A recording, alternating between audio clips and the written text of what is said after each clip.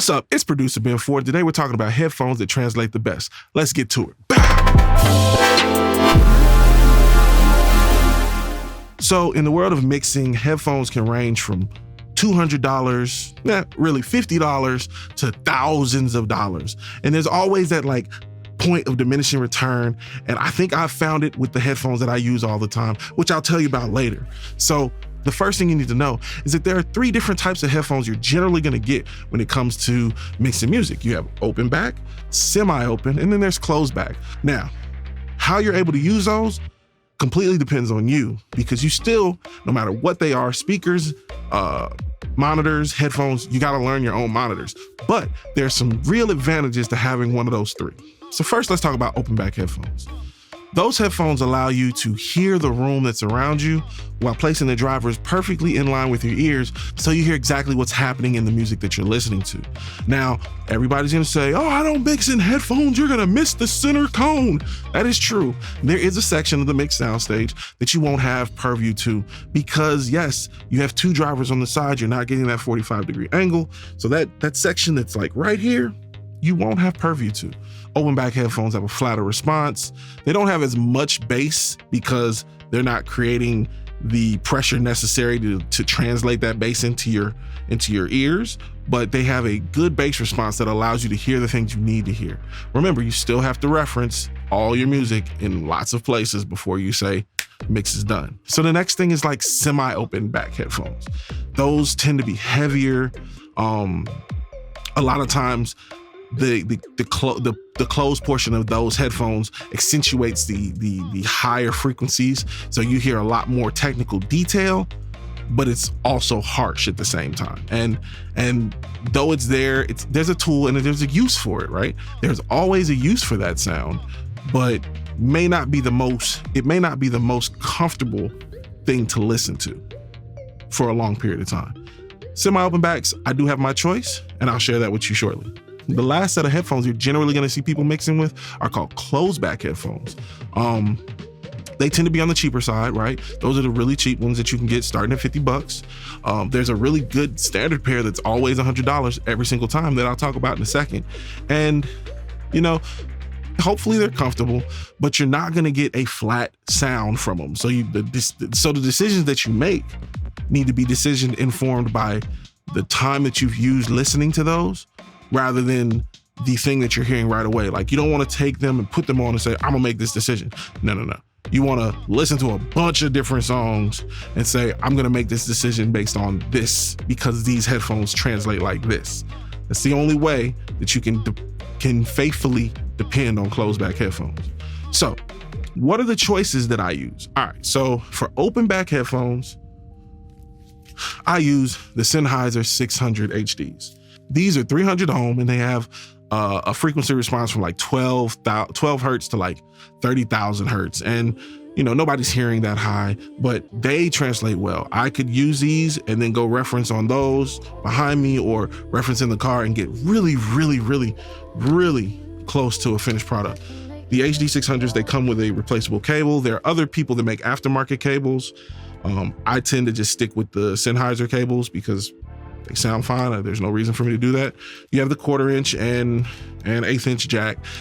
They're just really good headphones. And Sennheiser, the company, they take care of their stuff. If something happens to these, I call them, I send it in. Yeah, there might be a shipping fee, but other than that, they'll say, hey, we'll fix them right away. And they send them right back to you, ready to go. So the next set are semi-open back. These are the Beyerdynamic DT 880 Pros. They're 250 ohms.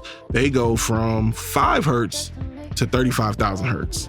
Once again, these are the ones with the shine on the higher frequencies. You're gonna hear some, if I'm doing here's a good example. If I'm doing something where I'm restoring audio, or I'm using RX8 from Ozone, I'm gonna use these. I'm gonna check everything in these. I'm gonna get the tape hiss out with these. I'm gonna get all of the higher frequencies that are gonna peek through in random systems. I'll catch them with these. These things are really good. Now, they are heavy. I'm not gonna keep them on for a long time, but I will keep them on and I will get the job done that I need to. They don't have a replaceable cord, which is okay. I've never had to send them in, so I can't speak on what Beyerdynamic does for them, but I've never had a problem with it either. So there it is. All right, now these are the headphones you're gonna see me travel with 90% of the time. I will take my open back HD 600s, but those are not meant for airplanes. They're not meant for noisy places. Like, I could take those and go into the hotel room and deal with them, but the headphones I'm gonna take, and only because I know them, and these are industry standards, you'll see them all over the place, are the Sony 7506s. Always $100. I think they're $109 now because of inflation or the tariffs, who knows, but always $100, always the same. This is an industry standard. You'll see people, whether they're on set, doing sound work on set, you'll see people recording with them, you'll see people just listening to them, you'll see people tracking with them. These things are an industry standard that, you know, you could just get away with these and be very, very successful. Sound ID. It is SonarWorks, right? SonarWorks has a specific profile for these to flatten these out. And, you know, I've used it. It's not something I need because I listen to them a lot. So I know what I'm hearing when I listen to these. When I'm late at night and I'm working on something and I'm in the house and I don't want to wake people up, I either put these on or I'll put on the Sennheiser HDs. More than likely, I'm gonna put these on and just crank them. They say professional for a reason. And these are definitely something that I swear by. Now, there is one other set of headphones that you probably should check your mixes, if not mix a little bit on or start mixing. Your listeners, every single one of them, generally listens to something like this. The good old Apple AirPods. If you're not checking them or checking your mixes on Apple AirPods or the wired versions, then you might be missing out on something. These things have a huge frequency range, right? They're tested, but this is what your listeners are listening to. If your core listeners are listening to the music on this, you want to make sure it listens like it, that it translates on here. Just like the mix cubes. The mix cubes are only here because of terrible speakers existing, right? Mix cubes don't sound great, but boomboxes were not made with great speakers. So if you want your stuff to sound good on a boombox, then you put a boombox speaker in a cube and mix on it to make sure that your mixes translate. Those are my three choices. I love my HD 600s. Those are my like, let's mix it down headphones. I love my 7506s. Those are my let's take it around headphones. And I love my DT 880s, which are my let's get technical, let's get in there and figure out exactly what's going on in the high frequency range of your whatever thing I'm listening to. I'm really happy to be here. I'm happy to be with you once again. Hey, we got to get these views up and we got to get consistent. So I am producer Ben Ford. Thank you for being here. Thank you for listening. Subscribe, all of that good stuff.